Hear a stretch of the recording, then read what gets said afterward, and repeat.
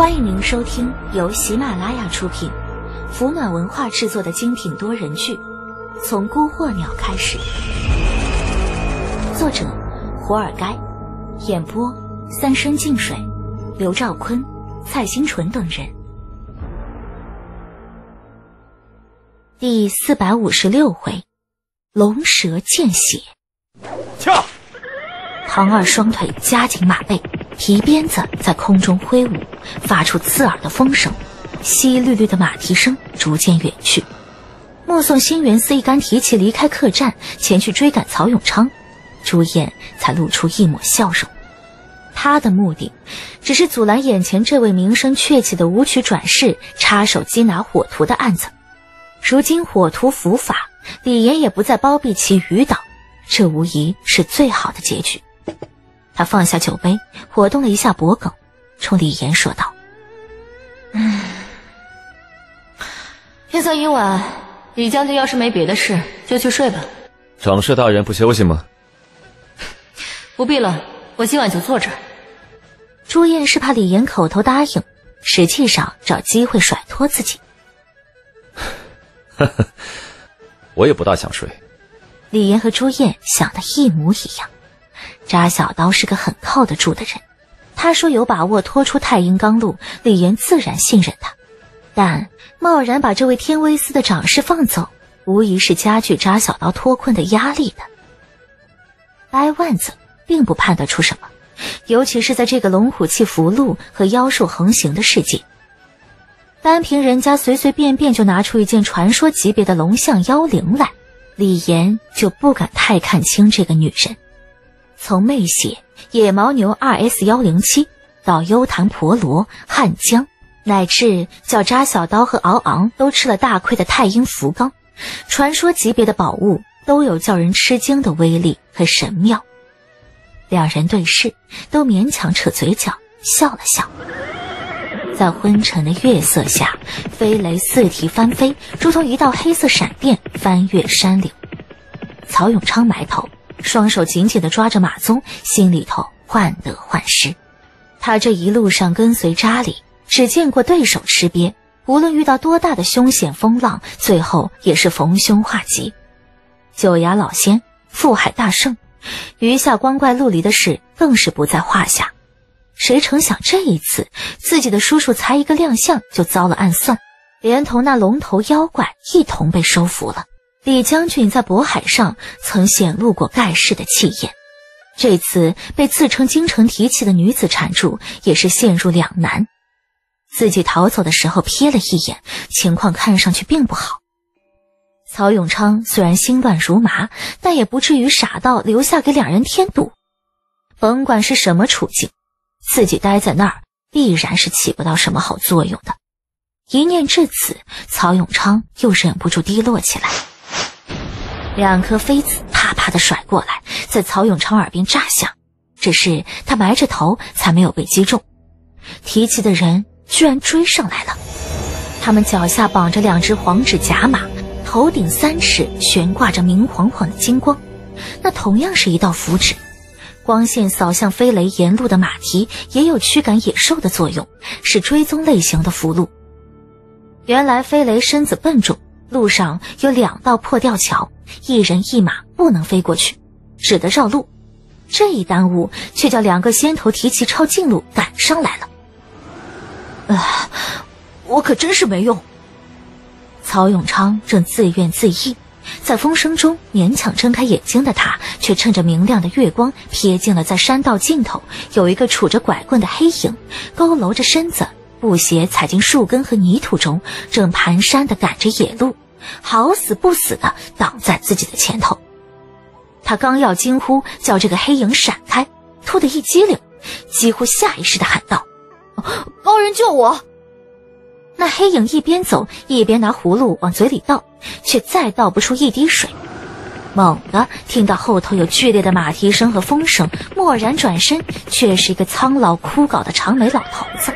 他见到一匹黑煞神似的大马朝自己撞来，哎呀一声，为了躲避，往旁边的水坑里扑去。飞雷本是凶悍野兽，他吃了后头几个提起的暗器，本就受伤发怒，前头有人挡着，他也不管不顾。曹永昌也是惊叫出声，那老头最终没有被飞雷撞到，他整个人扑到水里，手脚都沾染上了泥汤，显得极为狼狈。曹永昌惊魂未定，飞雷已经跑出7、8丈远了。难道我想多了？情况紧急，曹永昌突然见到前头的山头上也射来一道金光，暗道一声不好。飞雷的灵性不亚于人类，他同样发觉前头有人追赶，暴躁的嘶鸣一声，跳跃间换了方向。他被星元司的追赶激发出血性，今天偏要和这帮两脚畜生斗一斗脚力。不料曹永昌一揪他的马鬃，低声道：“好飞雷，掉头！”飞雷打了个响鼻，有些不可置信：“掉头吧，我被抓了，也还有李将军保你来，掉头！”说到最后，他甚至拍打起飞雷的脖子来。飞雷嘶鸣一声，愤然转身。2名提旗身轻如燕，脚尖点在树枝上，只有微乎其微的树叶沙沙声。这2人追赶曹永昌至此，才越过水坑里的灰袍老头并没有在意他，双眼只是死死地盯着地上的马蹄印。寻常高来高去的好手，在缉拿犯人的过程中不会在意那么多，可星元司的人做事老练，心思也缜密。没2步的功夫，其中1名提旗突然皱眉：“哎，深更半夜，那人连灯都不点，居然敢独自走山路。”这里已经是人迹罕见的深山老林，不时会有各种猎食的野兽出没，就算经验再老练的猎人，没有10来个抱团，再拿上火把刀枪，也是绝技不敢进山的。没等2人反应过来，前头的黑暗中传来一声嘶鸣，曹永昌居然骑着飞雷跑回来了。2名提旗大喜过望，孰料那曹永昌高声叫嚷：“李政府丢的3道龙虎旗牌在我这儿！李政府丢的3道龙虎旗牌在我这儿！”这2人见没有多余的话，伸手张出一张黑色大网，往回一提，便把曹永昌扯下马来。曹永昌重重地摔下马，也不挣扎，只是盯着不远处才从水坑里爬出来的老头：“有3道龙虎旗牌在我这儿！” 2名提旗站在一起，谨慎地盯着那灰袍老头，只要他有任何的异动，2人便会率先出手。这老头在水坑里摸索了好一会儿，对曹永昌的话充耳不闻，只是从水坑里摸出半张吃剩的大饼，上面已经被泥水泡脏了。他才干巴巴地叹了口气，脸上一副想扔又舍不得的样子。曹永昌攥了一把泥土，心里烧得犹如水坑再浮再沉的飞虫尸体。“老头，你哪里人？”一人开口问。这老头闻言抬起头：“青海，才人有何指教？”他也不害怕，语气镇定。提旗冷哼一声：“你怎么知道我是差人？”“棺材的味道，我几里外都闻得到。”这人还要再问，被另一个拦下了。“老丈赶路便去吧，别再看热闹啊！”这老头点点头，拔出腿来离开了。2名提旗对视一眼，才抓起地上曹永昌的脖领子，冷笑着说：“3道龙虎旗牌通通在火图身上，曹永昌要是真有旗牌在身，还会被天罗符给网住吗？”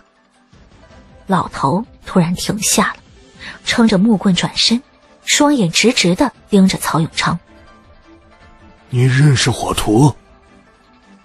曹永昌仿佛抓到救命稻草：“认得，我能带你去见他。”他话音刚落，灰袍老头一抬手，曹永昌只觉得左右2股温热糊了他一头一脸，浓郁的血腥味冲得他直作呕。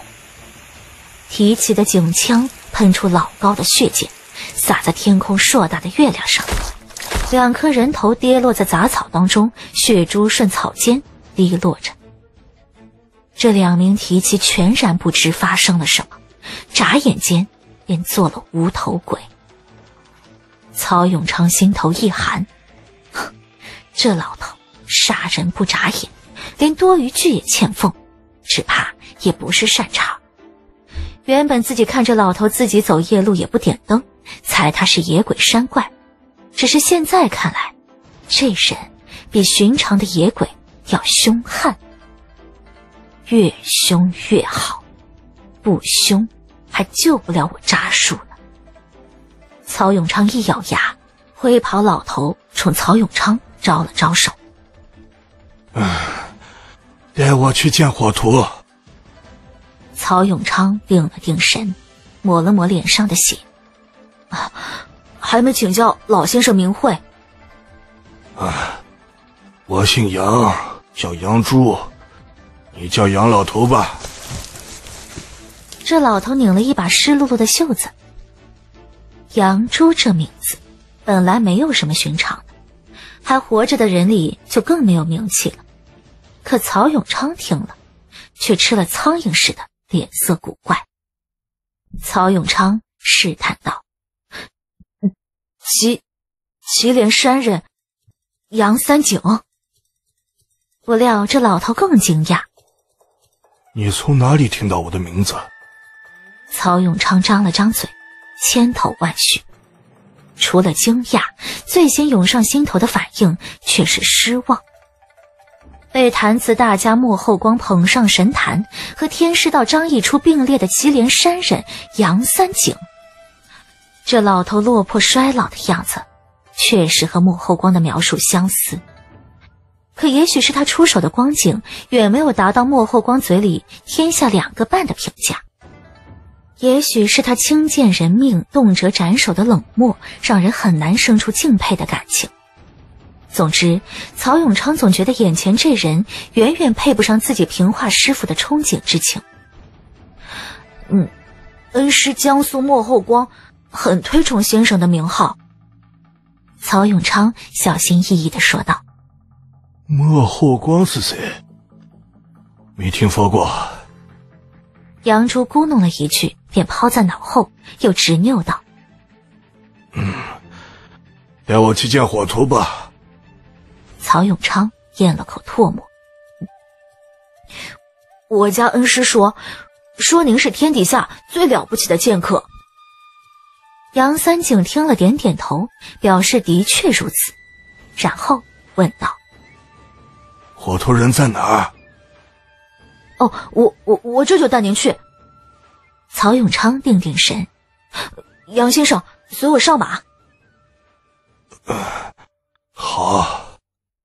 杨朱显露出对火图极为迫切的欲望，他刚要上马，前头一道金光突出树林，落到曹永昌人马身上。这名提起包抄过来，见到地上2具无头尸体，眼前有1马2人，他立马去掏符纸兵器。只见杨三井一跃一劈，灰袍猎猎舞动，那提旗便是横尸倒地，干脆利落的不像话。结果了这名提旗，杨三珠才撑着木棍走回去，费力的登上了飞雷的马鞍。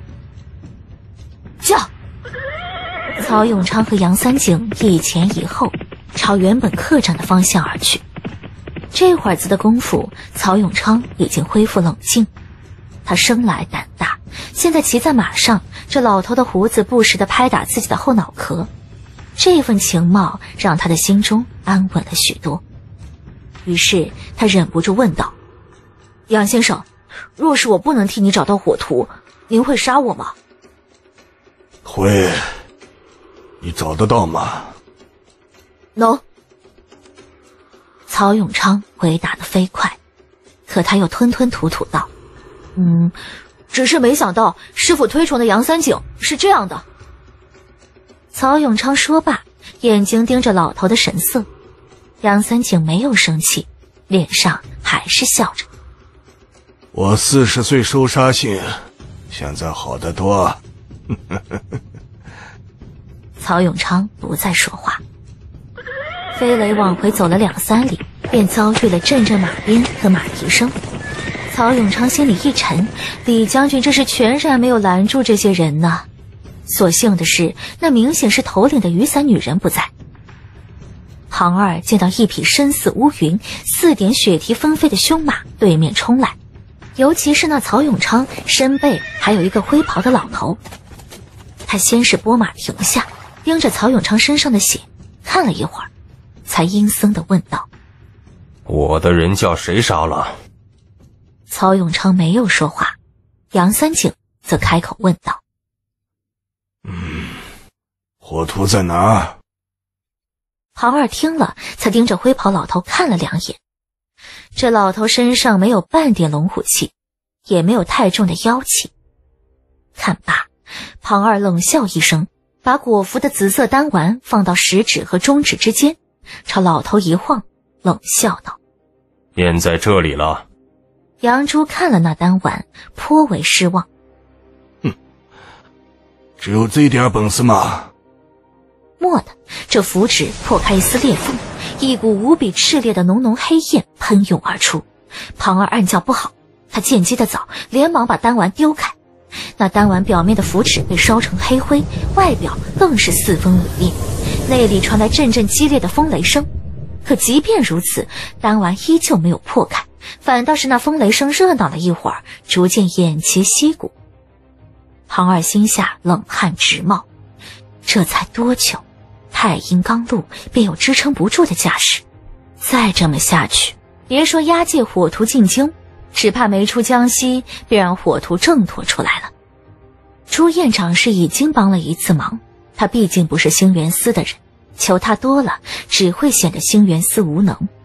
听说龙虎山的守医法师已经到了江西，久闻他的法力高强，在手字辈中无出其右，若是请他加固刚路，想必他不会拒绝。杨三井盯了一会儿地上的丹丸，突然点头：倒也没那么差。他翻身下马，从地上捡起一只落叶，伸手一弹，劈在那丹丸上头。那丹丸被落叶切入半寸，突然从丹丸里传出来剧烈的龙吟声，紧跟着的又是夺人耳目的黑色烈焰。一只翡翠色的龙头轰然涌出丹丸，带起阵阵泛音和红色花瓣。龙头之上是叼着香烟的扎小刀，持稳双刀化成2道银光，直取马上的庞二。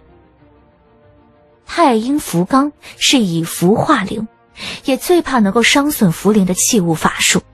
李岩的龙吐雾、血战，扎小刀的幽檀婆罗，乃至敖昂也从他义父那里得到过一些能伤损灵体的法术。2人联手轰击刚露空气中的铜丸，有个3、4天的功夫便能够脱困而出。只是杨三井一枚夜风劈下，帮了扎小刀和敖昂的大忙。列4弓符阵！庞二高呼一声，几名提旗分别取出一只檀木匣子，扔到半空当中。蓦然间，成千上百道金色符纸如同风暴一般席卷而出，迎向扎小刀和敖昂。杨三井不再插手，而是默默地盯着扎小刀的刀术乃至活法，看了约莫几个呼吸，眉头就轻轻地一皱。虽说庞二等人至多不过10都巅峰的水平，可算上种种珍贵符箓法术，这些人加在一起，比起9曜巅峰乃至差一些的8级也不遑多少。那名曾和李岩争抢龙虎旗牌事件名叫张才的阎浮行走，便绝不是眼前这些人的对手。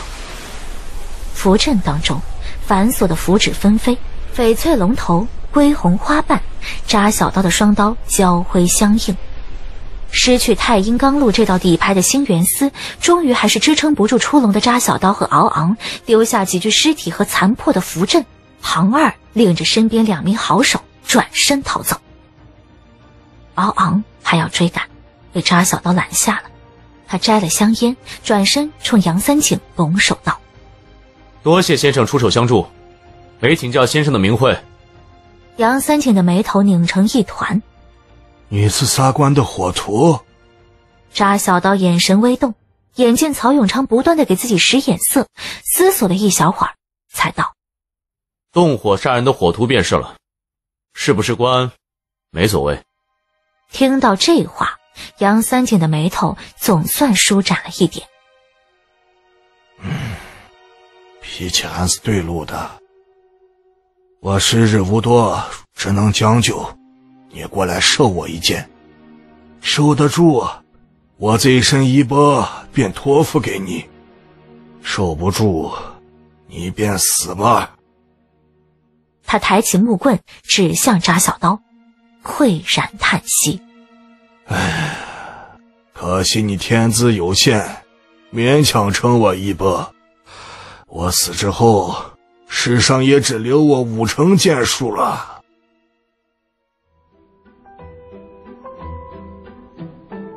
您刚才收听到的是由喜马拉雅出品、福暖文化制作的精品多人剧《从孤惑鸟开始》，作者胡尔该，演播三生净水、刘兆坤、蔡新纯等人。喜欢本故事，请直接订阅本专辑。我们下一期再见。